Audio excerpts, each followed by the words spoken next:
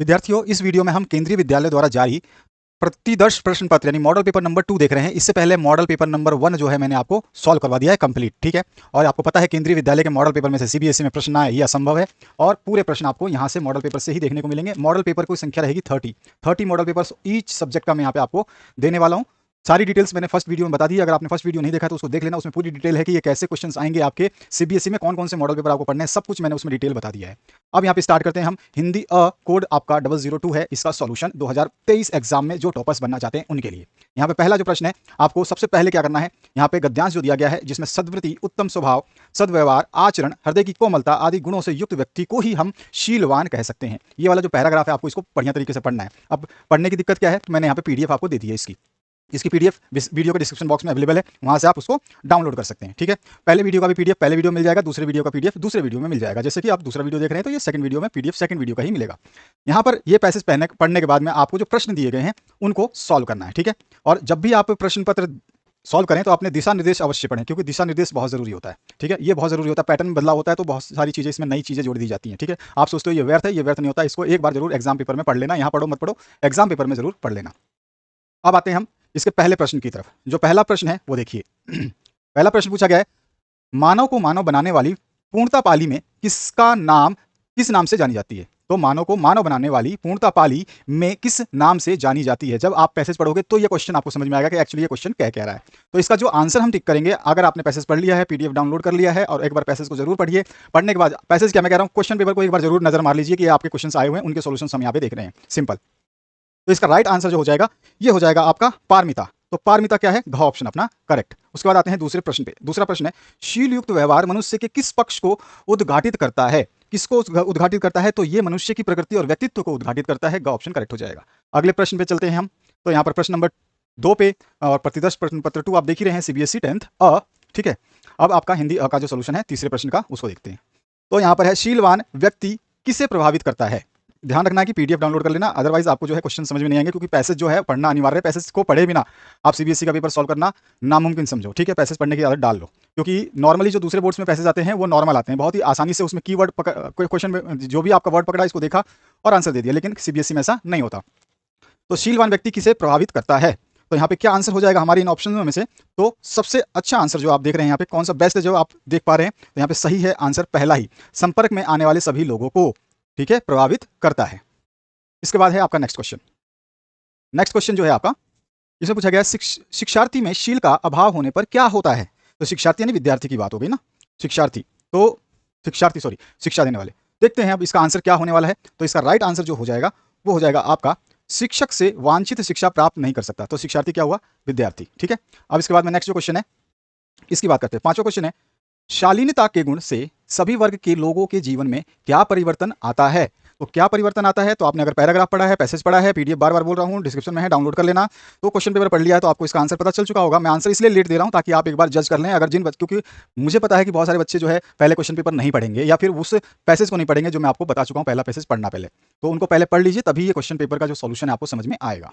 तो यहाँ पे जो 5वां क्वेश्चन है उसकी बात हम कर रहे थे, और इसमें जो है आपका आंसर जो है सही आंसर क्या हो जाएगा, तो यहाँ पे हो जाएगा कार्य कुशलता में वृद्धि होती है, ठीक है। तो शालीनता के गुण से सभी वर्ग के लोगों के जीवन में कार्य कुशलता में वृद्धि होती है। ख ऑप्शन करेक्ट हो जाएगा। अगला क्वेश्चन की बात करते हैं। अगला है, आपको यहाँ पे 2 पदांश दिए जाएंगे जिसमें से किसी एक को ही करना है, यानी अथवा पाठ इसमें रहेगा। अथवा पाठ आपको देखने को नीचे मिलेगा कहीं ना कहीं, ये रहा अथवा पाठ, ठीक है। तो अथवा पाठ इसमें रहेगा। आपका जो पैटर्न है न्यू वाला वही रहेगा इसमें, तो आपको घबराने की जरूरत नहीं है। आप मॉडल देख चुके हैं, सीबीएसई का मॉडल जो है रिलीज हुआ था, आपको बताया गया था कि प्रश्न पत्र का पैटर्न कैसा रहेगा। ये नहीं बताया कि ये प्रश्न आएंगे, उसने ये बताया कि इस जगह पे इस टाइप के, पहले नंबर पे इस टाइप का क्वेश्चन देखने को मिलेगा, दूसरे नंबर पे इस चैप्टर से इस टाइप का क्वेश्चन देखने को मिलेगा। ये चीज उसमें बताई गई है, केवल बताई गई है, समझाई गई है। उसमें से प्रश्न आना बहुत ही मतलब रेयर है, 1% चांस हो तो दे दे 1%, ठीक है। तो यहाँ पर जो है आपको ये पैराग्राफ पढ़ना है, और इस पैराग्राफ यानी कि पद्यांश को पढ़ने के बाद में किसी एक का ही उत्तर देना है। मैं सारे उत्तर बताऊंगा क्योंकि पद्यांश कोई भी आपका एक आएगा इनमें से, ठीक है। तो वो चीजें मैं बता रहा हूँ आपको बार बार। मॉडल पेपर नंबर 2 है, इसके बाद 3 आएगा, 4 आएगा, 5 आएगा, मोर आर इन क्यू, ठीक है। तो यहाँ पर जो है आपका ये कविता है, पढ़ लेना है आपको, प्रश्न पत्र का पीडीएफ डाउनलोड कर लेना। अब यहाँ पे आते हैं फर्स्ट प्रश्न पे। अब यहाँ पे क्या पूछा गया है, हरा भरा जीवन का अर्थ है। तो अगर आपने पैराग्राफ पढ़ लिया है तो आपको इसका आंसर भी बिल्कुल सही सही नजर आ रहा होगा। खुशियों से परिपूर्ण जीवन, ठीक है। नेक्स्ट क्वेश्चन की बात करते हैं। कौन सी चीजें बाहर लेकर आती हैं, कौन सी चीजें बाहर लेकर आती हैं। तो वो कौन सी चीजें हैं जो बाहर लेकर आती हैं, तो वो है हमारी समस्त प्रकृति उपादान, ठीक है, समस्त प्रकृति उपादान। इसके बाद जो नेक्स्ट क्वेश्चन है उसकी बात करते हैं। नेक्स्ट जो क्वेश्चन है इसमें क्या पूछा गया है इसको देखते हैं। कवि ने सृष्टि का उपहार किसे कहा है? तो कवि ने यहाँ पे सृष्टि का उपहार किसे कहा है? तो आप बिल्कुल सही सोच रहे हैं, जो आपने आंसर सोच लिया है वो बिल्कुल सही है। पैराग्राफ अगर आपने पढ़ लिया है तो आप इसका आंसर दे पा रहे होंगे। यहाँ पर जो ग ऑप्शन है ये करेक्ट हो जाएगा। इसका यहाँ पे प्राकृतिक सुंदरता और उससे उत्पन्न होने वाली खुशी। ठीक है, इसके बाद नेक्स्ट चौथा प्रश्न देखिए। कवि यह संदेश देना चाहता है कि, अगर आपने पैराग्राफ पढ़ा है तभी आपको पता चलेगा कवि क्या संदेश देना चाहता है। तो पैराग्राफ पढ़ लेना, बार बार बोल रहा हूँ, क्वेश्चन पेपर जरूर पढ़ लेना। तो इसका राइट आंसर, आपने जिसने पैराग्राफ पढ़ा है उसको सभी को पता चल चुका होगा, इसका राइट आंसर हो जाएगा पर्यावरण संरक्षण में ही जीवन संभव है। ख ऑप्शन जो आपका करेक्ट हो जाएगा। पांचवा जो प्रश्न है इस पैसेज से जो पूछा गया है, अंतिम प्रश्न, फिर इसके अथवा पार्ट को देखेंगे। जग से तुम और तुमसे है प्यारा संसार, पंक्ति के माध्यम से कवि कहना चाहता है कि, कवि कहना चाहता है कि, क्या आंसर होगा इसका राइट आंसर बताइए, बिल्कुल सोच करके बताना है आपको। वो कहना चाहता है व्यक्ति और संसार, इन दोनों का अस्तित्व एक दूसरे पर निर्भर करता है। ठीक है, तो क ऑप्शन जो है करेक्ट हो जाएगा। आते हैं हम अथवा पार्ट की तरफ बढ़ चुके हैं, अथवा पार्ट देखते हैं। प्लास्टिक सर्जरी के कुछ जमाने थे विद्वान। तो यहाँ पे देखो, ये आपका पैराग्राफ जो है ये प्लास्टिक सर्जरी वाला, इसको आप पढ़ो, पहले समझो, थोड़ा सा ज़्यादा नहीं समझना है, बस आपको समझ में आ जाएगा। अब जैसे इस पैराग्राफ को आप समझ लोगे, इसके बाद आते हैं इसके प्रश्नों की तरफ। यहाँ देखिए प्रश्न नंबर आपका 1 इस पैराग्राफ से। इसमें क्या पूछा गया है? पहले सर्जन ने क्या कारनामा कर दिखाया था? तो पहले सर्जन ने क्या कारनामा कर दिखाया था, क्या आंसर होगा इसका? आपका राइट आंसर क्या हो जाएगा पहले सर्जन का? तो यहाँ पर अगर हम इसको देखते हैं तो पहले सर्जन ने जो है एक लंगड़ी को टांग लगाई जो ओलंपिक में प्रथम आई। समझ में आया? एक लंगड़ी को टांग लगाई, यानी कि कोई मतलब कोई अपाहिज होगा उसको एक टांग लगाई थी इस सर्जन ने, और वो ओलंपिक में क्या आई थी? प्रथम आई थी। तो ये का ऑप्शन जो है करेक्ट हो जाएगा। इसके बाद नेक्स्ट क्वेश्चन जो है सेकंड, इसकी बात करें। कवि ने किस प्रकार के आदमी को भेड़िया कहा है? तो वो किस प्रकार का आदमी है? क्वेश्चन नंबर 2 का क्या आंसर राइट होना चाहिए? तो यहाँ पे आ जाएगा राजनेता टाइप के आदमियों को। ठीक है, ग ऑप्शन जो है करेक्ट हो जाएगा। अगला प्रश्न देखते हैं तीसरा। तीसरे प्रश्न में आपसे पूछा जा रहा है दूसरे सर्जन ने क्या कमाल कर दिखाया? तो दूसरे सर्जन ने क्या करा था? तो दूसरे सर्जन ने जो है दारा सिंह को करारी मात दी। ठीक है, तो यहाँ पर जो है आपका ख ऑप्शन करेक्ट हो जाएगा। नेक्स्ट क्वेश्चन चौथा। चौथे में पूछा गया है कविता की अंतिम पंक्तियों में किस पर व्यंग किया गया है, यानी किसको कसा गया है, किसको कोसा गया है, ये आपको बताना है। तो इसमें सीधा सीधा आंसर हो जाएगा राजनेताओं पर जो है व्यंग कसा गया है, इन्हीं लोगों को कोसा गया है। पांचवा जो प्रश्न है आप देख रहे हैं, पांचवा प्रश्न है तीसरे सर्जन की परेशानी का कारण कौन है? तो तीसरे सर्जन के परेशानी का कारण जो है क्या है? नेता की बात कर रहे हैं, तो यहाँ पे आपका मतलब राजनेताओं की बात कर रहे थे, इसमें क्या आ जाएगा? नेता। ये तो सीधा सा आपको देखने की बात हो रही है। अगर मेरा पहला प्रश्न में आ रहा है, बहुत सारे कॉमन चीजें देखने को मिलती हैं। इसके बाद जो नेक्स्ट क्वेश्चन है उसकी बात करते हैं। यहाँ पर देखिए संज्ञा उपवाक्य है। अब आपको पहले देख लो, यहाँ पे रचना के आधार पर जो है भेद बताना है आपको, और 5 में से आपको 4 के उत्तर देने हैं। इसीलिए बोलता हूँ निर्देश पढ़ लेना, जब आप पेपर में बैठोगे तो निर्देश पढ़ लेना, और यहाँ पे जैसे बताऊंगा उस तरह से उत्तर लिखना। टॉपर की लिस्ट में आप शामिल हो जाओगे, जो कि मैं आपको बोल चुका हूँ, पहले वीडियो में बता चुका हूँ। जो टॉपर बनना चाहते हैं 2023 में, जिन्होंने सोचा होगा, सपना देखा होगा, और जो बच्चे थोड़े से भी एवरेज भी पढ़ते हैं वो बच्चे भी टॉप करेंगे, क्योंकि यहीं से प्रश्न आएंगे जो मॉडल पेपर्स में आपको दे रहा हूँ। और ये मॉडल पेपर्स आपको मतलब ये एहसास दिला देंगे कि वाकई में आपने अपनी कितनी तैयारी की है। तो यहाँ पर जो है संज्ञा उपवाक्य कौन सा है, कौन सा आंसर हमारा जो सही हो जाएगा?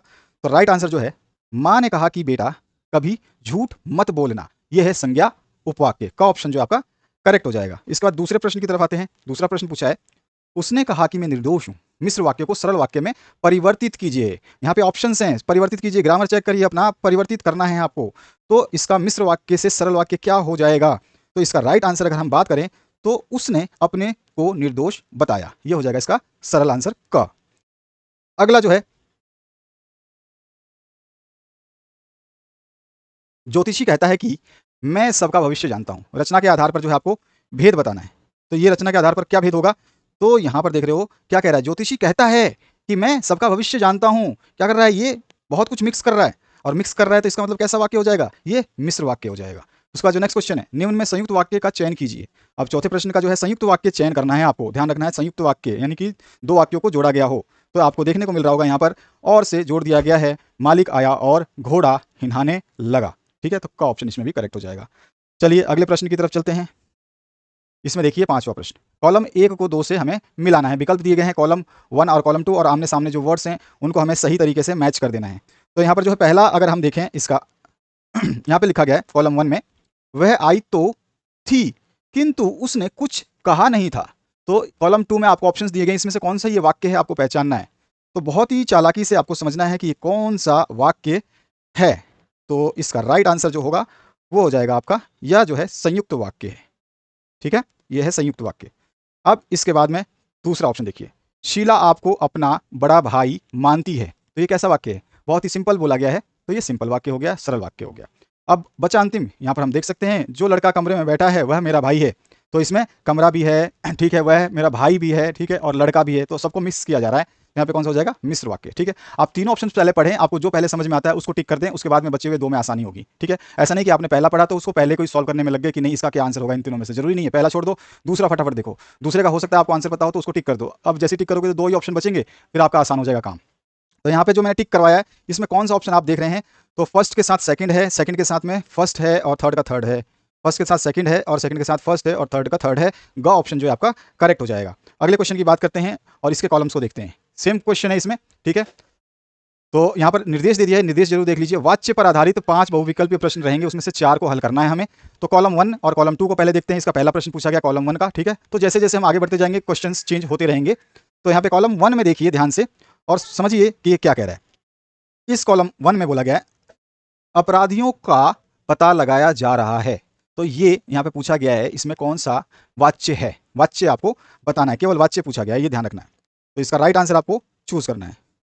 तो आप देखोगे अपराधियों का पता लगाया जा रहा है, तो ये क्या है, क्या कर रहे हैं, काम कर रहे हैं, तो क्या क्या हो जाएगा, ये कर्मवाच्य हो जाएगा, ठीक है। इसमें हमें किसकी जानकारी मिल रही है, किसी काम की जानकारी मिल रही है। इसके बाद नेक्स्ट जो सेकंड पार्ट है, सेकंड पार्ट में क्या आंसर होना चाहिए, विवेक खाकर सो गया, विवेक खाकर सो गया, इसने कृत्य कर लिया, कार्य कर लिया, तो इसका क्या हो गया, इसने भी अपना कृत्य कर दिया, तो इसका हो जाएगा कृत्यवाच्य। इसके बाद में नेक्स्ट थर्ड वाला, तो थर्ड से ही मैच हो गया, फिर तो हमारे को बच्चे मतलब बताने लायक कोई चीज़ ही नहीं बची, ये हो गया आपका भाववाच्य। रात भर कैसे जागा जाएगा, वाकई में ये भाव बता रहा है, अपनी पीड़ा बता रहा है, आपके सामने प्रकट कर रहा है। तो इसमें भाव, उसके भाव आ रहे हैं कि कैसे कटेगी भाई रात, तो ये भाव वाचक हो गया सिंपली। तो आप तीनों में से पहले किसी को भी पकड़ सकते थे, किसी को भी टिक कर सकते थे, उसके बाद दो को करेंगे तो आसानी होगी। पेपर समझ में आ रहा है आपको। तो यहाँ पर जो विकल्प दिए गए हैं इसमें अगर इसके आधार पर हम देखें, फर्स्ट का सेकंड, सेकंड का फर्स्ट और थर्ड का थर्ड, हमारा ऑप्शन नंबर थर्ड जो है यहाँ पे सही दिखाई दे रहा है, ठीक है। नेक्स्ट क्वेश्चन की बात करते हैं। नेक्स्ट क्वेश्चन देखिए निम्नलिखित वाक्यों में से भाववाच्य वाला वाक्य छांटिए। अब आपसे सीधा सीधा पूछ लिया कि भैया इसमें से कौन सा जो है भाव प्रकट कर रहा है। अब ध्यान से पढ़ोगे वाक्य को तो भाव आपको दिखाई देगा, और कौन सा ऑप्शन इसमें से बेस्ट रहेगा, भाव जो प्रकट किया जा रहा है। तो अभी देखो यहाँ पर भाव जो अच्छा प्रकट किया जा रहा है, लड़की से सोया नहीं गया, क्या अपना मतलब जिसको भी देखा है उसने उसकी परेशानी को प्रकट किया है। इसके बाद जो नेक्स्ट क्वेश्चन है थर्ड नंबर, थर्ड नंबर है आपको सूचित किया जाता है, इस वाक्य में वाच्य बताना है। अब आपको वाच्य पहचानना है, आपको सूचित किया जाता है, तो क्या होना चाहिए इसका सही आंसर, कर्मवाच्य। देखो आपको सूचित किया जा रहा है, मतलब आपको क्या करा जा रहा है, आपको सूचित किया जा रहा है, यानी कि काम कोई ना कोई चीज बताई जा रही है ना, तो यहाँ पे कर्म हो रहा है, ठीक है। अगला क्वेश्चन देखिए, मुझसे नहीं चला जाता। अब मुझसे नहीं चला जाता, मुझसे नहीं सोया जाता, आप समझ सकते हैं, अभी अभी मैंने बताया था भाव झलक रहे हैं उसके, ठीक है। थक चुका है आदमी जो बोलने वाला है, तो इसका मतलब भाववाच्य है, ख ऑप्शन करेक्ट हो जाएगा। पांचवा जो है हम रात भर कैसे जागेंगे, अब यहाँ पर जो है फिर से भाव ही प्रकट हो रहे हैं, ठीक है ना। इस वाक्य का भाववाच्य में परिवर्तित सही विकल्प जो है आपको बताना है। तो इसका सही विकल्प अगर हम देखते हैं तो हमसे रात भर कैसे जागा जाएगा, यह है इसका भाववाच्य में परिवर्तित सही आंसर, का ऑप्शन जो इसका करेक्ट हो जाएगा। अब हम नेक्स्ट क्वेश्चन की तरफ बढ़ते हैं। देखिए पांचवा प्रश्न, निर्देशानुसार पद परिचय पर आधारित 5 प्रश्नों में से 4 के उत्तर आपको देने हैं। पहला प्रश्न, कोई अंडरलाइन है, आया है, इस वाक्य में रेखांकित पद बताना है आपको, क्या है, मतलब यहाँ पे कोई किसको इंडिकेट कर रहा है, यहाँ पर दिए गए पद कौन सा है, संज्ञा है, सर्वनाम है, विशेषण है, क्रिया है। आसानी से आप बता सकते हो, बिल्कुल सावधानी से बताना है, लेकिन गलत नहीं बताना आपको। तो यहाँ पर क्या है, कोई मतलब, कोई का मतलब यहाँ पे संज्ञा नहीं हो सकता, कोई मतलब यहाँ पे हो जाएगा सर्वनाम। अगला जो प्रश्न है, यह घड़ी मेरी है, इस वाक्य में रेखांकित पद का सही पद परिचय बताना है आपको। यहाँ पर यह लगा दिया है, अंडरलाइन कर दिया है, यह घड़ी मेरी है, ध्यान रखना है, यह घड़ी मेरी है। कौन सा सर्वनाम है, निश्चयवाचक है, एकवचन है, पुल्लिंग है, स्त्रीलिंग है। यह मेरी, मेरी लगा दिया, मेरी लगा दिया, यह मेरी, मेरी मतलब स्त्रीलिंग हो गया। पुल्लिंग वाला ऑप्शन खत्म करो, दोनों ऑप्शन खत्म, ठीक है। अब स्त्रीलिंग बचा, स्त्रीलिंग में अब और क्या चीज़ देख सकते हैं, कैसा है, मतलब किसी आदमी को, मतलब ये कोई आदमी बोल रहा है, इंसान की ही बात है ना, तो यहाँ पे व्यक्ति दिखाई दे रहा है, व्यक्ति।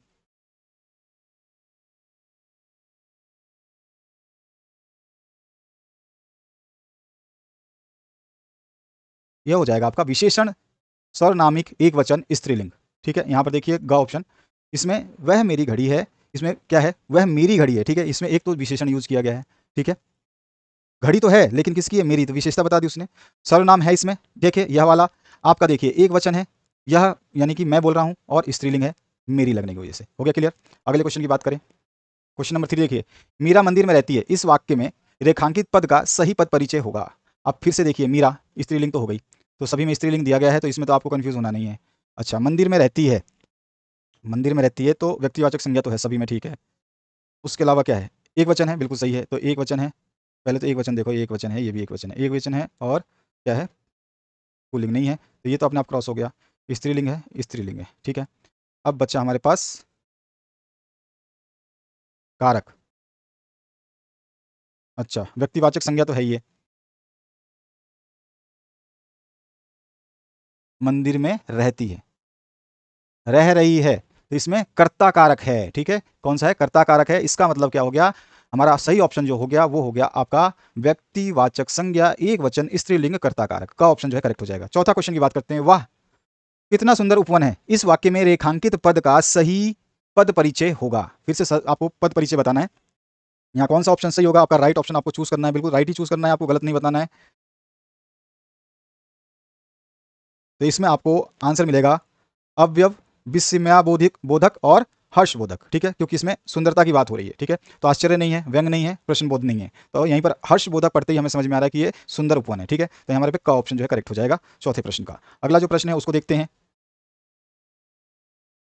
पांचवा जो प्रश्न है, कितने सुंदर फूल हैं, इस वाक्य में रेखांकित पद का परिचय, सुंदर बोल रहा है, सुंदर, ठीक है, सॉरी सुंदर नहीं, सुगंधित फूल है, कितने सुगंधित फूल है, तो सुगंधित विशेषता तो बता रहा है, चलो विशेषण तो सभी में आ गया। और कैसा है, सुगंधित है, गुणवाचक है, ठीक है, ये भी सही है। फूल है, एक वचन है, ठीक है।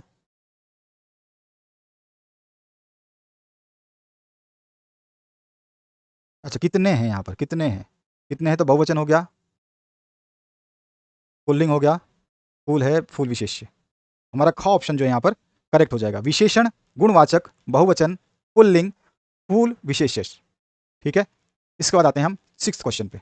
निर्देशानुसार अलंकार पर आधारित 5 बहुविकल्पीय प्रश्नों में से 4 के उत्तर आपको देने हैं। इसमें पहला जो प्रश्न है, उषा सुनहले तीर बरसाती जय लक्ष्मी सी उदित हुई, इस पंक्ति में आपको क्या बताना है, अलंकार बताना है। अब इसमें क्या आपको बताया गया है, ध्यान से इस पंक्तियों को अगर आप पढ़ते हैं तो इसका आपको राइट आंसर जो है पता चल जाएगा। इसमें क्या बता रहे हैं, इसमें तुलना की जा रही है, ठीक है, किसी मानव रूपी से तुलना की जा रही है, तो इसमें क्या आ रहा है, आभास क्या हो रहा है, मानवीकरण अलंकार का ऑप्शन जो है करेक्ट हो जाएगा। दूसरा जो प्रश्न है आपका, इसमें पूछा गया है, फिर से यहाँ पर आपको प्रयुक्त अलंकार ही बताना है। तो इस प्रश्न को अगर आप देख रहे हैं, तो जो धनीभूत पीड़ा थी मस्तक में स्मृति सी छाई, दुर्दिन में आंसू बनकर आज बरसने आई। अब आपको देखना है कि इसमें कौन सा अलंकार है। राइट ऑप्शन आपको बिल्कुल दिखाई दे रहा है, सही श्लेष अलंकार है। थर्ड क्वेश्चन की बात करें, अब देखिए इसमें चमचमात चंचल नयन, बीज घूंघट पट चीन, और मनहु सुरसरिता विचल जल उछरत जुगमीन, इसमें अलंकार आपको बताना है। इसमें आपको अगर देख रहे हैं अलंकार तो आपको पहचानना है, इसमें उत्प्रेक्षा अलंकार जो है इसका ख ऑप्शन करेक्ट हो जाएगा। अगले प्रश्न की बात करते हैं, क्वेश्चन नंबर 4 देखिए, फूले हैं कुमुद फूली मालती सघन बन, फूली रहे तारे मानो मोती अनगिन है, इसमें आपको अलंकार फिर से पहचानना है। तो यहाँ पे कौन सा अलंकार जो है इसमें प्रयुक्त किया गया है, ये आपको ऑप्शन हो जाएगा आपका उत्प्रेक्षा अलंकार। उसका जो नेक्स्ट क्वेश्चन है इसमें, देखी सुदामा सुदामा की दीन दशा, करुणा करी के करुणा निधि रोए, इस पंक्ति में कौन सा अलंकार प्रयुक्त हुआ है। एक ही लाइन दे दी है इसने लंबी, अब आपको देखना है इसमें कौन सा जो है, हाँ सही समझा आपने, ये हो गया इसका अशुक्ति अलंकार, घ ऑप्शन जो है करेक्ट हो जाएगा। नेक्स्ट जो है आपके अब पठित, यानी कि आपके पाठ से जो प्रश्न नंबर 7वां जो होगा आपके प्रश्न पत्र में, जो एग्जाम में आपको देखने को मिलेगा, वो आएगा आपके पठित गद्यांश पर आधारित प्रश्नों पर जो है आधारित। तो बहुविकल्पीय प्रश्न इसमें भी रहेंगे, उपयुक्त विकल्प आपको चूज करना है और आंसर दे देना है। पाठ को आपको कंठस्थ कर लेना है, पाठ आपका याद होना चाहिए, तभी आप इसका आंसर दे पाओगे, कहानी याद होनी चाहिए, ठीक है। यहाँ पर देखिए, गर्मियों की संज्ञा में भगत के साथी कौन थे। अगर आपने ये पैराग्राफ पढ़ा है तो ही आप इसका आंसर दे सकते हैं, अन्यथा आपसे नहीं दिया जाएगा। पहले पैराग्राफ पढ़ें, आपको पीडीएफ दे रखी है मैंने, पीडीएफ डाउनलोड कर लेना, सभी को बता रहा हूँ बार बार। इसका जो आपको सही आंसर देना है वो कौन सा हो जाएगा, गर्मियों की संज्ञा में भगत जी के साथी कौन थे, तो उत्तर क्या हो जाएगा, गांव के कुछ प्रेमी जन, ख ऑप्शन करेक्ट हो जाएगा। दूसरा जो प्रश्न है इसमें देखिए, इसमें क्या पूछा गया आपसे, संगीत के कार्यक्रम में किन वाद्यों को बजाया जाता था। तो उस समय की जो अपनी स्टोरी पढ़ी है उसमें आपको बताना है आंसर।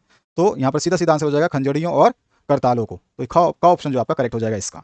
थर्ड क्वेश्चन की बात करते हैं। थर्ड क्वेश्चन देखिए, थर्ड क्वेश्चन में भगत के वादन गायन की गति कैसी होती थी। तो भगत के वादन गायन की गति अगर आपने पैराग्राफ पढ़ लिया है तो आपको पता चल जाएगा, धीरे धीरे ऊंची होती थी। इसके बाद जो नेक्स्ट क्वेश्चन है, भगत क्या लेकर नाचते थे। तो भगत क्या लेकर नाचते थे सभी को अच्छी तरह से पता होना चाहिए, कोई भी आंसर गलत नहीं चूज करेगा। ख ग खंजड़ी।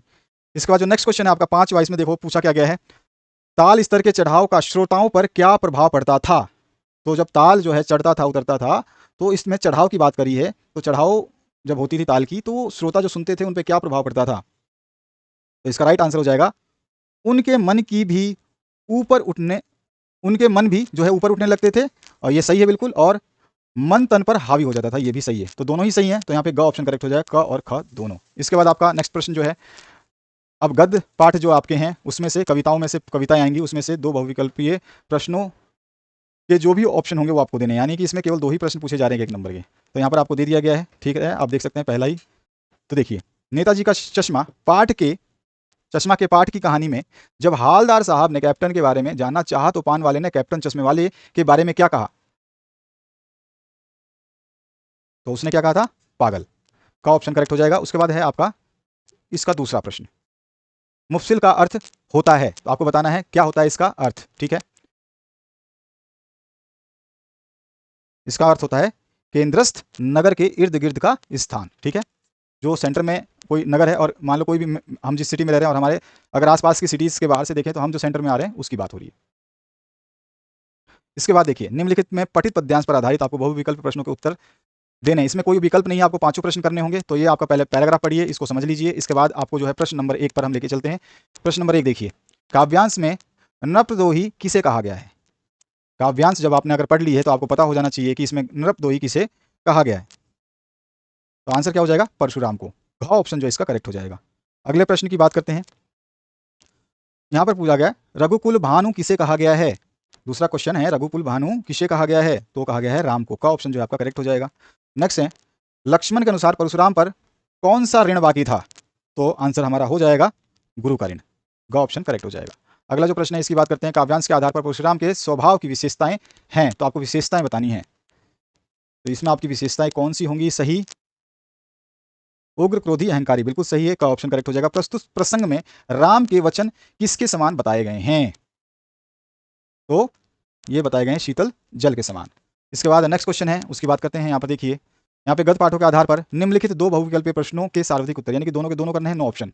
तो यहाँ पर देखो छोटा सा आपको पहला प्रश्न जो पूछा गया उसको देखिए, छोटे से जीवन की कैसे बड़ी कथाएं आज कहूं, इस पंक्ति से जय शंकर प्रसाद के स्वभाव के बारे में क्या पता चलता है। यहाँ पे 4 ऑप्शन है, इसका सही आंसर आपको बताना है। अगर आपने पाठ पढ़ लिए हैं, अपने आप को तैयार कर रहे हो, तो आपका सही ऑप्शन यहाँ पे आना चाहिए, राइट ऑप्शन आना चाहिए बिल्कुल।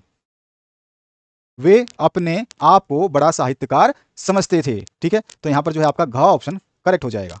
नेक्स्ट उसकी बात करते हैं हम, उड़ने को नभ में तुम पर करते देते हो, कर देते हो, इस पंक्ति में दूसरे पर का क्या अर्थ है। तो इसमें दूसरा, एक पर ये है एक पर ये है, आपको दूसरे पर का अर्थ पूछा गया है दूसरे क्वेश्चन में। इसका आंसर हो जाएगा आपका घ, प्रदान करना, ठीक है। नेक्स्ट क्वेश्चन की बात करते हैं, आपका फर्स्ट सेकंड हो चुका है हमारा।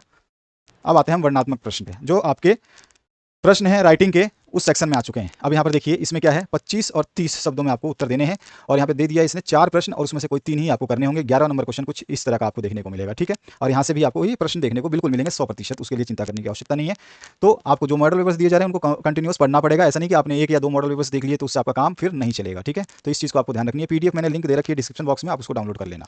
तो यहाँ पर देखिए, लेखिका के अनुसार कौन सी 2 बातों का एक साथ होना संभव नहीं।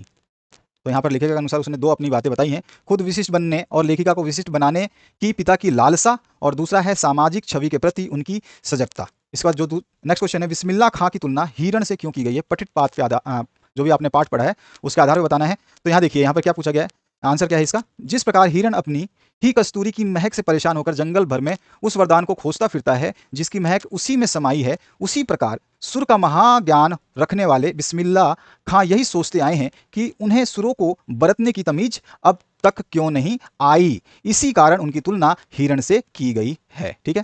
दोनों ही मतलब अपने आप में जो है बादशाह हैं, लेकिन फिर भी वो बाहर ऐसा सोच रहे कि नहीं उसके अंदर कमी है। एक जो बिस्मिल्लाह खां ये सोचते थे कि अभी मैं सही नहीं बजा पा रहा हूँ, और जो कस्तूरी है वो अपना हिरण कस्तूरी ढूंढती रहती है, जबकि वो उसके अंदर ही है।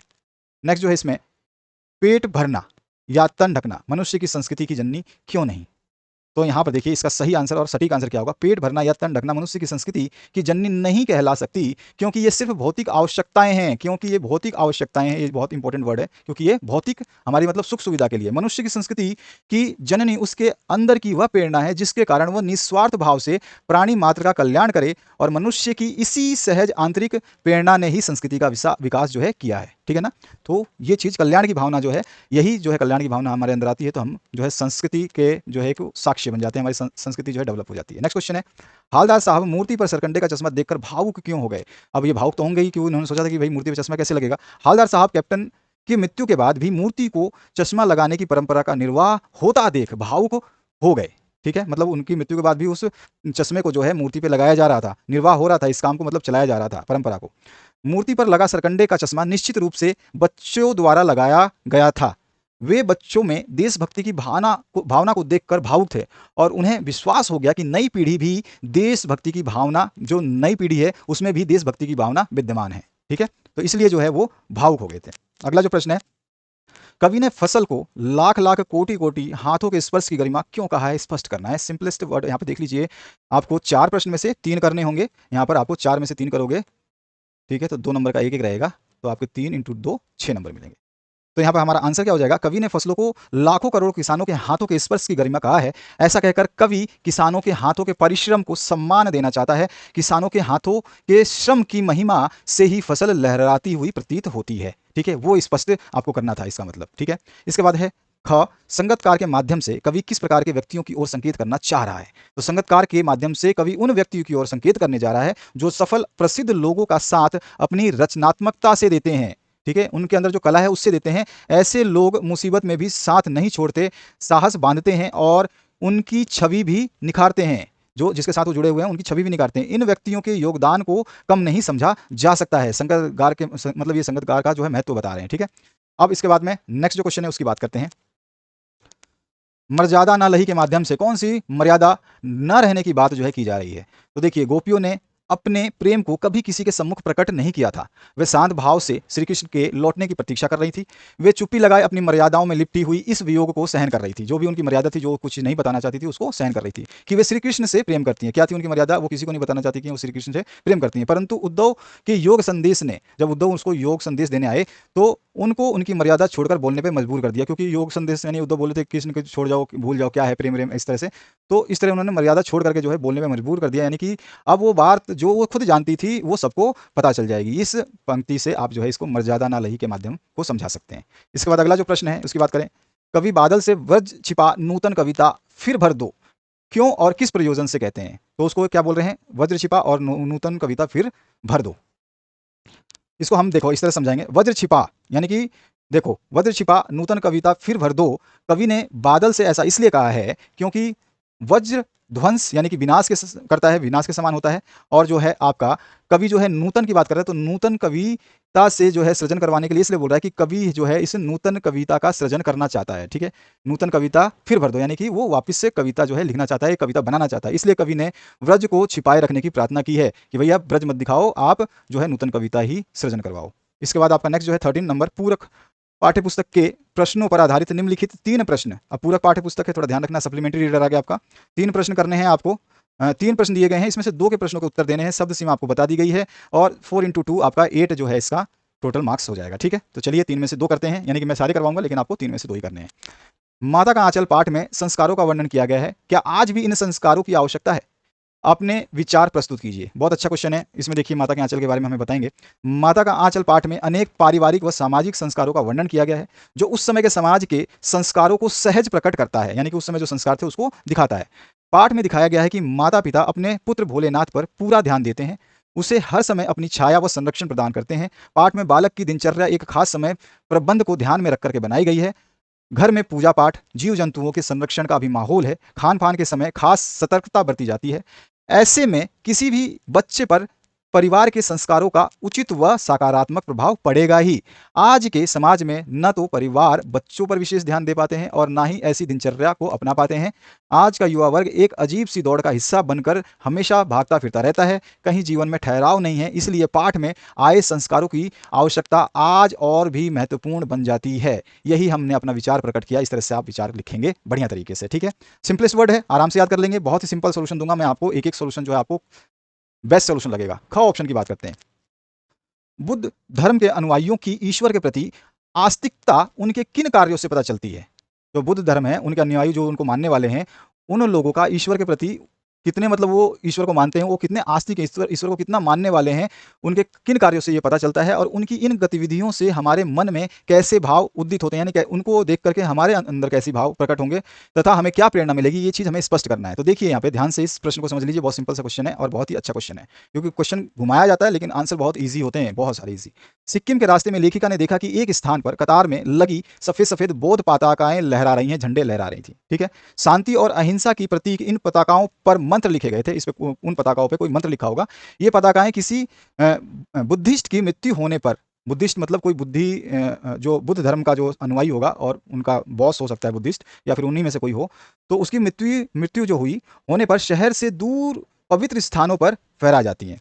ठीक है, समझ में आ गया। तो ये पताकाएं जो भी कभी कोई बुद्धिस्ट की मृत्यु होगी तो वो दूर जो है स्थानों पर फहरा जाती हैं। ये पताकाएं संख्या में 108 होती हैं, ठीक है। ये मतलब बता दी इस पताकों की विशेषता। और इन्हें जो है उतारा नहीं जाता, बल्कि ये धीरे धीरे अपने आप नष्ट हो जाती हैं, यानी कि इनको हटाने की, फेंकने की जरूरत नहीं पड़ती। इस तरह बौद्ध धर्म में अनुयायियों की ईश्वर के प्रति आस्था का पता चलता है। इन गतिविधियों से हमारे मन में, अब इसने अगला पूछा है, उन गतिविधियों से हमारे को मन में क्या भाव प्रकट होते हैं, क्या प्रेरणा मिलती है, ये भी बताना है हमें। तो इन गतिविधियों से हमारे मन में आस्तिकता का भाव उत्पन्न होता है, यानी हम भी ईश्वर को माने, इसका भाव जो है उत्पन्न होता है। हमें इनसे यह प्रेरणा मिलती है कि मृत्यु जैसे क्रियाक्रम को अत्यंत सादगी से पूरा करना चाहिए तथा इसमें ऐसी वस्तुओं का प्रयोग करना चाहिए जो पर्यावरण के लिए हानिकारक ना हो। बहुत अच्छा मैसेज है और बहुत अच्छी पंक्ति है। अगला जो प्रश्न है उसको देखते हैं। अगले प्रश्न पूछा गया, पत्थर पर मानव छाया देखकर लेखक को एक थप्पड़ सा लगा, क्यों? यदि लेखक की जगह आप होते, देखो सीबीएसई हमेशा आपके ऊपर डालता है खींच करके, ठीक है।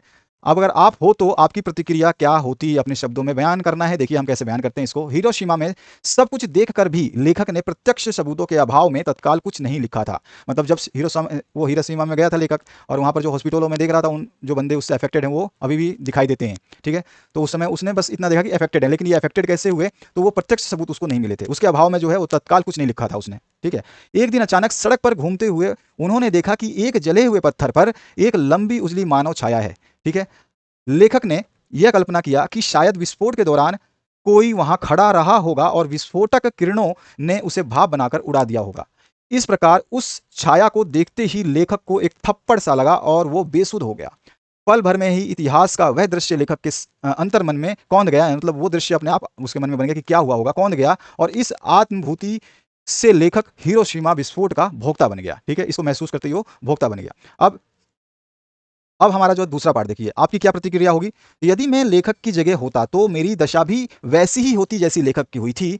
विज्ञान के उस दुरुपयोग और मानवता के प्रतिकूल हुई इस घटना की अनुभूति मात्र से ही मेरी लेखनी से भी संवेदनात्मक अंकुर फूट पड़ते हैं। तो ये आप बता सकते हैं कि आप अपने शब्दों में क्या लिख सकते हैं, ठीक है। इसके बाद आते हैं नेक्स्ट जो है आपका 14 नंबर क्वेश्चन। इसको देखिए, इसमें आपका निम्नलिखित में से 3 में से किसी एक विषय पर जो है 120 शब्दों में आपको अनुच्छेद लिखना है। अनुच्छेद नहीं, आपको जो है स्टोरी नहीं बनानी है, आपको बिल्कुल सटीक चीज लिखनी है, ठीक है। तो देखिए यहाँ पर सबसे पहला, नारी और नौकरी संकेत बिंदु, 2 गुना कार्य, घर और बाहर में संतुलन और व्यक्तित्व निर्माण में सहायक कार्य, ठीक है। तो ये देखो, ये सारे पॉइंट्स को हम इसमें छोटे से में ले लेंगे, ठीक है। आपको 120 देना है तो 120 के लिए इतना ही होता है, ध्यान रखना। मैंने छोटा ऐसा लग रहा होगा कि कम है, लेकिन आप जब कॉपी में लिखोगे तो आपको ज्यादा लगेगा, है ना। तो यहाँ पर देखिए, नारी और नौकरी।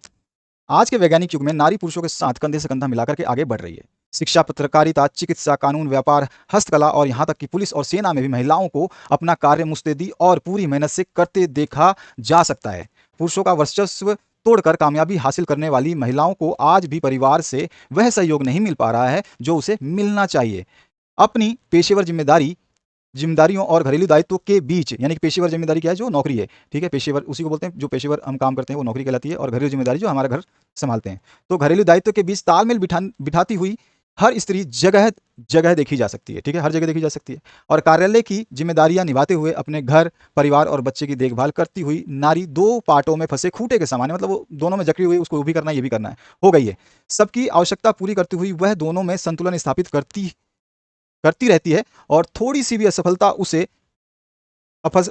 से उसे निंदा का सामना करना पड़ता है। यानी कि जैसे ही हम मतलब उसको कोई नौकरी से मतलब प्रमोशन नहीं हुआ, डिमोशन हो गया, सैलरी टाइम से नहीं मिली, तो उसमें भी हम निंदा कर देते हैं। इस तरह का सामना करना पड़ता है। तो हमने उसको व्यक्त किया है नारी और नौकरी में। कामकाजी नारी की बात होते ही किसी स्कूल कार्यालय में काम करने वाली औरतों की छवि आ जाती है। ऑब्वियस सी बात है, किसी किसी अगर कोई भी लेडीज़ है, कोई भी आपसे मिले, अगर वो बोलते हैं नौकरी करती है, तो आपको सीधा सीधा किसी कंपनी में किसी इसी में काम करती होगी, ठीक है, जैसे इतना ही आता है। और स्कूल का नाम पहले आता होगा कि टीचर होगा आदमी, ठीक है। तो यही छवि हमारे मन में आती है, और इनके कौशल, इनकी व्यक्तिगत पहचान को सम्मान नहीं दिया जाता। वाकई में इनके अंदर जो कला होती है, इनके अंदर जो व्यक्तित्व होता है, उसको सम्मान नहीं दिया जाता। किंतु आज की युवा पीढ़ी अब समझ चुकी है इन चीज़ों को, अब सम्मान मिलेगा सभी को, चिंता करने की आवश्यकता नहीं है। तो पहचान को सम्मान नहीं दिया जाता, किंतु इनके कौशल का लोहा सभी मानते हैं। लेकिन हाँ, इनके अंदर जो शक्ति होती है, जो ये काम करते हैं, उसको आप सभी लोग मानते हैं। आप भले ही आपका टाइम खराब हो, या फिर आपका टाइम वेस्ट हो, या फिर आप बहुत थके हुए, जो टाइम से आप वो नहीं कर सकते, वो ये टाइम से करते हैं। कामकाजी नारी पूर्ण सजगता से घर को चलाती है, और कार्यालय को चलाने की पूर्ण ईमानदार कोशिश करती है।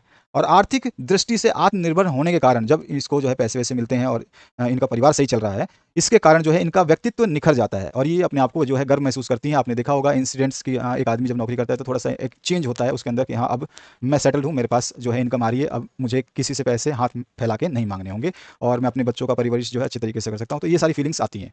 जो नेक्स्ट पार्ट है, इसमें दूसरा पूछा गया आपसे ग्लोबल वार्मिंग के ऊपर।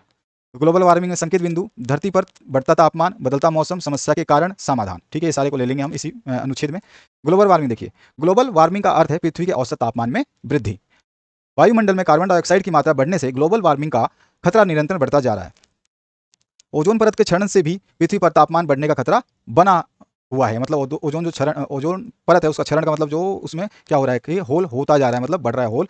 तो इतना बड़ा नहीं हुआ कि वो जो मतलब डायरेक्ट किरणें जो है आ जाए, अभी ज़्यादा बड़ा होगा तब आ जाएंगी, उसमें देखना उसका इफेक्ट भी आएगा। अगर कोशिश की जा रही है कि एनवायरमेंट को पोल्यूशन से बचाया जाए, ताकि वो वापस से क्या हो जाए, रिकवर हो जाए। कोरोना काल में जो है रिकवर हुआ था, क्योंकि पोल्यूशन बिल्कुल कम हो गया था, पूरा लॉकडाउन लग गया था, उसमें पूरा रिकवर हो गया था वो।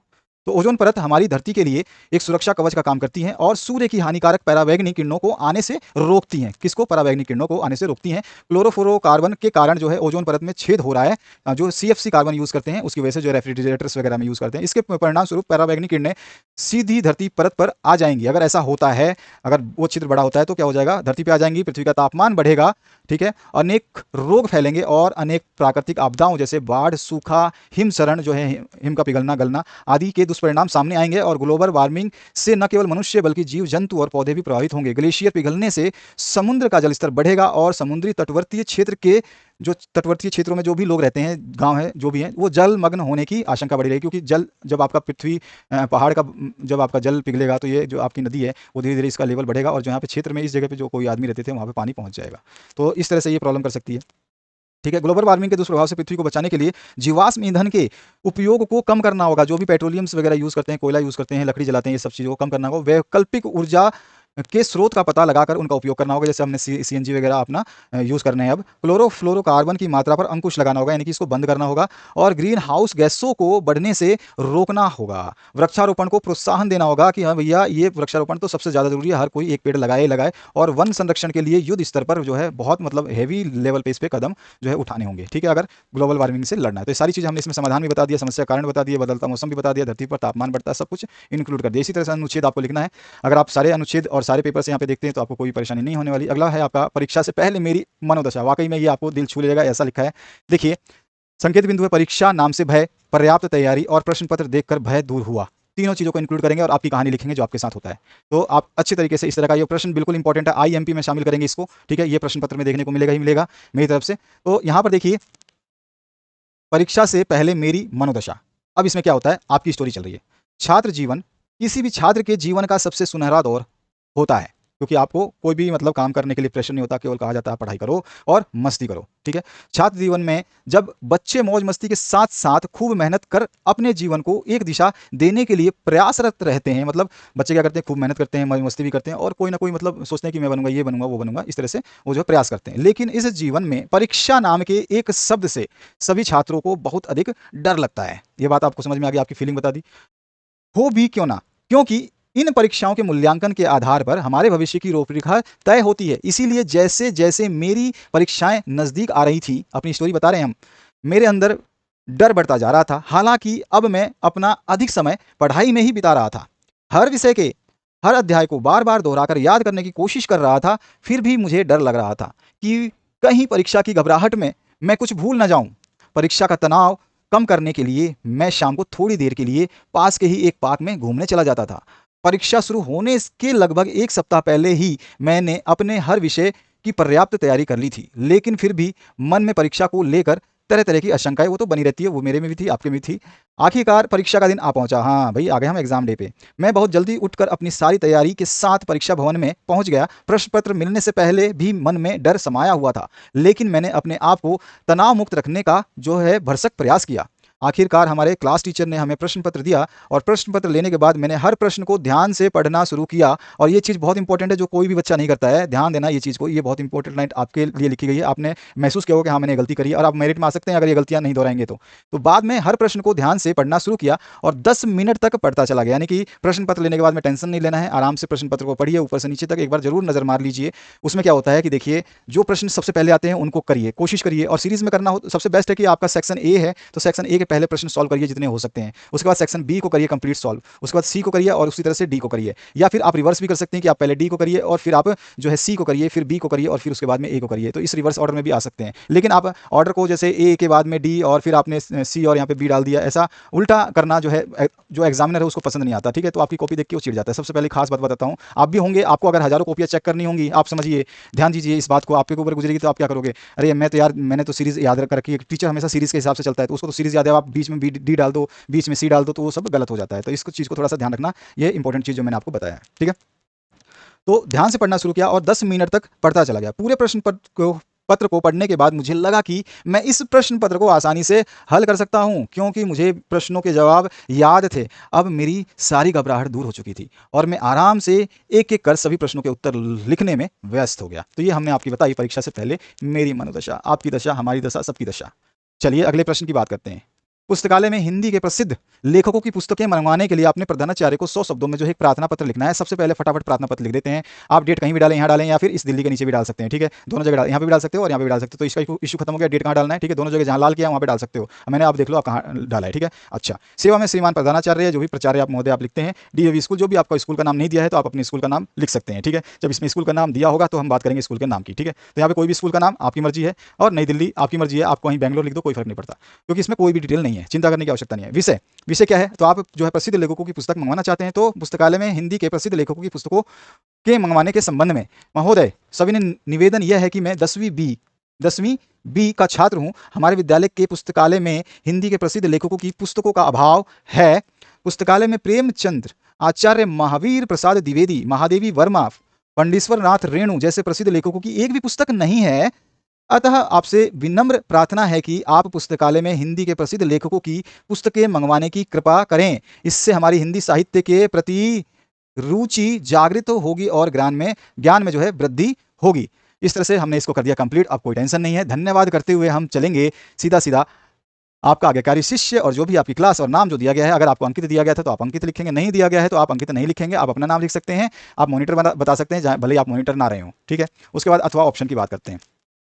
अपने सेवानिवृत्त पूर्व प्रधानाचार्य को, उनकी मतलब क्या हो गया, वो हो गया, रिटायर हो गया ना, सेवानिवृत्त को, उनकी उपलब्धियों की सराहना करते हुए लगभग 100 शब्दों में धन्यवाद ज्ञापन का पत्र लिखना है आपको भैया। तो पत्र में सबसे पहले तो आप अपना एड्रेस लिख दो फटाफट। तो ये मैंने अपनी मर्जी से कोई भी एक एड्रेस डाल दिया, डेट डाल दिया। जैसे मैंने आज सोल्यूशन बनाया है तो आज का डेट डाल दिया। ये समझ में आ गया आपको? ठीक है, अब देखो ये आपका डेट डाल दिया, ये क्या होगा, आपका होगा। यहाँ पे क्या होगा, आपका होगा। ठीक है, कोई भी लेटर हो आपका होगा। ये चीज़ तो समझ में आ गई। चलो अब देखो, यहाँ पर हम सीधे कोई भी जो नाम आपको यूज़ करना है कर लो, क्योंकि आप जिसको भी थैंक्स कहना चाहते हो नाम तो ऑब्वियसली पता होना चाहिए। तो आप जो भी अपना नाम डालना चाहो, प्रधानाचार्य डालो, सर डालो, या फिर आचार्य बोलो तो आचार्य तरुण सक्सेना। सी उनका एड्रेस जो है डाल दिया, दिल्ली डाल दिया। ठीक है, और पिन कोड डालना डाल लो, आपकी मर्जी है। आदरणीय गुरु जी सादर प्रणाम, तो इनको नमस्कार किया। आशा है कि आप सकुशल होंगे। मुझे पता चला कि आप गत वर्ष सेवानिवृत्त हो गए हैं। अच्छा, उनको अभी बहुत लेट पता चला, गत वर्ष की बात मतलब, या फिर वो जैसे दिसंबर जनवरी में ऐसे हो गया होगा। सुनकर झटका लगा। मैं आपको विद्यालय से अलग करके देख ही नहीं सकता, मतलब वो प्रिंसिपल या जो भी टीचर था ये तरुण, उसको ये विद्यार्थी बोल रहा है कि मैं आपके मतलब आपकी ही याद करता था, आपको ऐसा समझता था कि स्कूल और आप एक दूसरे के लिए बने हो। वही चीज़ बोल रहा है ये कि मैं आपको विद्यालय से अलग करके देख ही नहीं सकता। जब भी विद्यालय की चर्चा आती है तो आपका यशस्वी व्यक्तित्व मेरी आंखों के सामने उभर कर आता है। ये सारी की सारी उनकी उपलब्धियों को गिना रहे हो आप। आपका कर्मठ व्यक्तित्व, आपका सब बच्चों को अनुशासन में रखना और ध्यान के प्रति और अध्ययन के प्रति प्रोत्साहन देखकर मुझे प्रसिद्ध आचार्यों की याद आती है, जो बड़े-बड़े लोग जो थे, विख्यात हैं, जिनका हम बोल सकते हैं, उनका उसको याद आती है। आदरणीय गुरुजी, आपके नेतृत्व और मार्गदर्शन में हमारे विद्यालय ने चहुमुखी उन्नति की है। ये बताया कि हमारे विद्यालय जिससे आप पढ़ के निकले हो, प्रधानाचार्य थे, उनको बता रहे हो। इस नगर के लोग आपका लोहा मानते हैं। जितने भी बच्चे यहाँ से पढ़ कर गए हैं, वे आपकी प्रशंसा करते नहीं थकते। मैं आपके उज्जवल, स्वस्थ और शांत भविष्य की कामना करता हूँ और आप की समर्पित सेवाओं के लिए आपके प्रति धन्यवाद प्रकट करता हूँ। बहुत अच्छा सिंपल लिखा गया है, इससे ज़्यादा सिंपल आप नहीं लिख सकते, बेहतरीन लिखना है, ठीक है। आपका शिष्य विजय वगैरह जो भी आपको लिख देना है, ठीक है। इसके बाद जो नेक्स्ट है उसकी बात करते हैं। आप सुशील गुप्ता या सुशीला गुप्ता हैं, स्नातक स्तर तक अध्ययन किया है, ठीक है, आप ग्रेजुएशन ले लिया आपने। आप सुशीला गुप्ता एक समाज सेविका के रूप में कार्य कर रही हैं, ठीक है, हमने ग्रेजुएशन करी और समाज सेविका के रूप में कार्य कर रहे हैं। भास्कर में आंगनवाड़ी में सहायिका, अच्छा ठीक है, एक हेल्पिंग हैंड हेतु विज्ञापन प्रकाशित हुआ है। इस पद पर नियुक्ति पाने के लिए आपको अच्छा स्वव्रत तैयार करना है, रिज्यूम तैयार करना है, आपकी डिटेल्स आपको सेंड करनी है। सबसे पहले स्वव्रत बीच में लिखेंगे, इस तरह का बॉक्स जरूर बना लेना। जब आपको अटेंशन चाहिए एग्जामिनर को दिखाना है कि हाँ मैंने लिखा है, देखो दम है तो चेक करके दिखाओ और गलत करके दिखाओ, तो इस तरह से आपको जब एग्जामिनर को चैलेंज करना हो तो आप इस तरह से लिखेंगे, ठीक है। तो यहाँ पे जो है नाम लिखेंगे, पिता का नाम, माता का नाम, ये सारी चीज़ डिटेल लिखनी है, इसमें से कोई मिस नहीं करना। ये होता है, रूल होते हैं। अभी आप जब नौकरी पे जाओगे तो आपको ये देने पड़ेंगे डिटेल, तो टेंशन लेने की जरूरत नहीं है, इसकी आदत हो जाएगी। तो जन्म तिथि, वर्तमान पता, स्थायी पता दोनों देने पड़ते हैं। आप कहाँ पे कॉरेस्पॉन्डिंग हो या फिर आप जो है कैसे हो, तो ठीक है, वर्तमान और स्थायी पता दोनों देंगे। जो भी आप एड्रेस लिखना चाहे आप सेम भी लिख सकते हो नीचे यहाँ पे उपयुक्त, ठीक है, ऐसे कर सकते हैं। तो इस तरह से हो जाएगा। उसके बाद टेलीफोन नंबर, मोबाइल नंबर और ईमेल एड्रेस जरूर मेंशन करना है, ठीक है। ये हो गया आपका जो है रिज्यूम का, केवल आपका सेल्फ डिटेल, आपके बारे में यहाँ पे जानकारी मिली और कुछ जानकारी अभी नहीं मिली कि आप क्या काम करते हो, क्या एक्सपीरियंस है, क्या आपकी हॉबी है, वो सारी चीज़ें हम नीचे जो है पहले हम शैक्षिक हमने मतलब क्या पढ़ाई करी है वो विशेषताएं बताएंगे। तो परीक्षा लिख देंगे, वर्ष लिख देंगे, विद्यालय लिख देंगे, विषय लिख देंगे, श्रेणी और प्रतिशत, ठीक है। सबसे पहले आपने 10वीं करी, किसी भी वर्ष में आप डाल सकते हैं, आपका मर्जी है। तो हमने वर्ष 2012 लिया, उसी के हिसाब से हम बढ़ते चले जाएंगे, ठीक है। और कोई भी स्कूल जो आपने विद्यालय से किया तो विद्यालय का जो है नाम और उसके साथ में जो भी जिला लगता है जिला लिख दीजिए। सपोज करिए अलवर में लिखा गया है, आप यहाँ पे भीलवाड़ा कर सकते हैं, दिल्ली कैंट कर सकते हैं, या फिर नागर हवेली कर सकते हैं, कोई भी कर सकते हैं। विषय आपने कौन कौन से लिए थे 10वीं में, आपको याद होगा, सभी विषय के नाम लिख दो, ठीक है। आपने नाम लिख दिए, आपकी श्रेणी देते हैं, आप प्रथम लिख सकते हो और यहाँ पर परसेंटेज जो है 60 से ऊपर ले जाना है बस आपको। इसके बाद जो है आपने 12वीं करी है, सबसे मेन इंपॉर्टेंट होता है 10वीं, ठीक है ना। हमेशा 10वीं के बारे में सब कोई पूछता है, इसीलिए 10वीं का रिजल्ट सुधार लोगे तो आपका कामयाबी आपके हाथ में रहेगी, ठीक है। 10वीं के परसेंटेज पे बेस होते हैं, आप किस कैरियर में जाना चाहते हो, क्या सब्जेक्ट लेना चाहते हो, किस कंपटीशन को फाइट करना चाहते हो, 10वीं ही डिसाइड करता है। इवन जब नौकरी होती है तो 10वीं सर्टिफिकेट मस्ट होती है, चाहे सरकारी हो या गवर्नमेंट। इसके बाद जो है 12वीं 2014 में करी, 2 साल का गैप हो गया, सही बात है, 11वीं और 12वीं, ठीक है।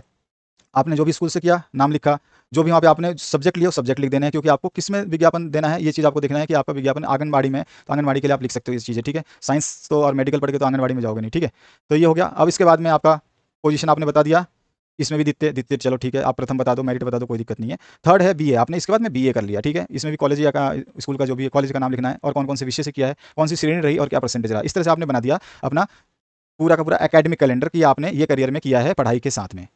अन्य संबंधी योग्यताएं जो है उसको हम जरूर बताएंगे कि हमारी क्या जो है अलग से नॉलेज है, इसके अलावा पढ़ाई के अलावा, इस सर्टिफिकेट के अलावा क्या हम जानते हैं। कंप्यूटर का ज्ञान है, ठीक है। डे कैंप और ओवर नाइट कैंप के आयोजन का अनुभव, क्योंकि ये आंगनबाड़ी में होता है डे कैंप और नाइट कैंप, ठीक है। कंप्यूटर होना चाहिए क्योंकि उसमें एंट्री करनी पड़ती है। राजस्थानी भाषा का ज्ञान आप बोल सकते हो, मराठी भाषा का ज्ञान, उड़िया का ज्ञान, ये भी कुछ भी आप लिख सकते हो, ठीक है। उपलब्धियां आप बता सकते हो, अगर आपने कोई स्कूल स्तर पर या कोई भी प्राइज वगैरह जीता है तो वाद विवाद प्रतियोगिता स्तर में जो है आपने प्रथम पुरस्कार जीता है, 2013 मेंशन कर दिया आपने, स्कूल टाइम की बात कर रहे हो। और यहाँ पे आशु भाषण प्रतियोगिता में राज्य स्तर पर द्वितीय पुरस्कार जो है आपने राज्य स्तर पर, ठीक है, देखना यहाँ पे राज्य स्तर पे 2016। तो ये आपने उपलब्धि बताई है कि मैंने ये हासिल किया है अपने करियर में इसके पढ़ाइयों के अलावा। उसके बाद में आपकी अभिरुचि यानी हॉबीज़ क्या है, तो समाज सेविका के रूप में जो है कार्यरत होना चाहते हैं, ठीक है। अनाथ आश्रमों और वृद्ध आश्रमों का नियमित अंतराल पर दौरा करते हैं और उसके अलावा जो है ये मेरी रुचि है करना, और समाचार पत्र का नियमित पठन करता है, ये भी हमारा रुचि है क्योंकि ये आंगनबाड़ी के लिए जरूरी है।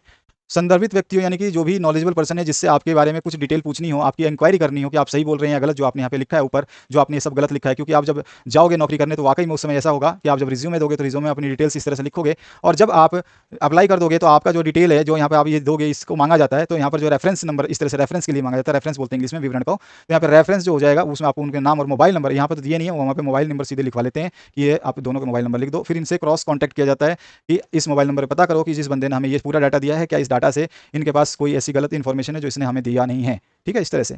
इसके बाद में वही विवरण लिख देना, किसी का नाम लिखिए, आपकी मर्जी, आप अपने माता पिता का नाम यूज़ कर सकते हैं क्योंकि एग्जाम पेपर है, ठीक है। तो कोई भी आप टाटा बिरला अंबानी को भी यूज़ कर सकते हो, यूज़ आपके ऊपर है। लेकिन देखो नौकरी की बात है तो इतने बड़े तो जो होगे नहीं, ठीक है। कोई भी एक प्रिंसिपल का नाम वगैरह दे दो, कोई सरपंच का नाम दे दो, क्योंकि गाँव का माहौल है तो गाँव के हिसाब से नाम देना पड़ेगा, ठीक है ना। मतलब गाँव का क्या है, आंगनबाड़ी गाँव में होती है इसलिए।